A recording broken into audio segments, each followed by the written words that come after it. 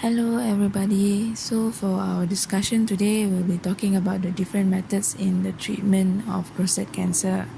So my name is REKHA GANESAN and I'll be presenting about an article that I found regarding this topic.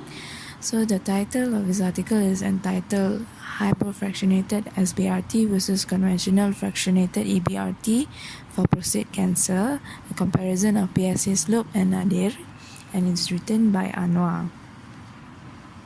First off, we'll start off with the introduction, whereby patients with prostate cancer face a challenge in selecting from a variety of curative radiotherapy options, ranging from CF-EBRT or from a single session of brachytherapy implants.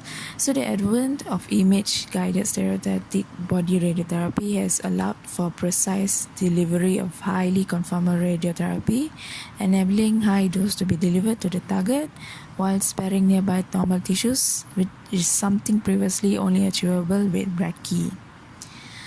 Lower PSA nadir and rapid decline in PSA after treatment have been related to improved clinical outcome. So this study was done to actually gain a certain sort of insight into the potential long-term clinical outcomes of SBRT for prostate cancer by comparing the PSA kinetics, which includes the nadir and slope, in patients treated with SBRT with those patients treated with CF-EBRT. So for the methodology, 43 patients were chosen from SBRT and 75 patients were chosen for CF-EBRT. So on the right here, you can see the inclusion criteria. It's all stated there. And as for the descriptive statistics, it includes the t-test, the man-Whitney test to compare the distribution, the log rank test to compare the distributions of time to PSA nadir between the two RT subsets. For the results, the patients treated with SBRT show serial PSA values declining over time, with rate of change in PSA since radiotherapy summarized by the slope for each of the 3 time intervals, whereas the rate of PSA decline for CF-EBRT cohort was maximal in the first year but tapered off quickly in the following years.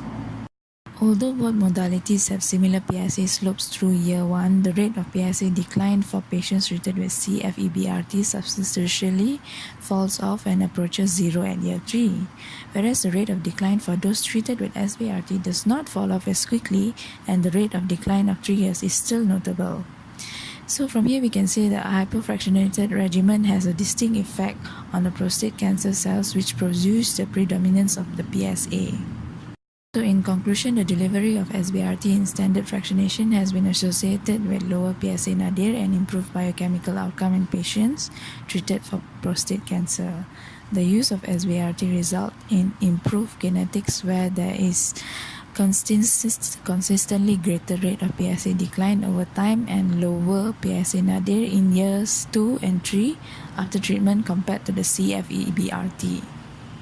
For the limitations for this study, the overall PSA nadir could not be compared directly due to the large difference in follow-up between the SBRT and CF-EBRT study populations.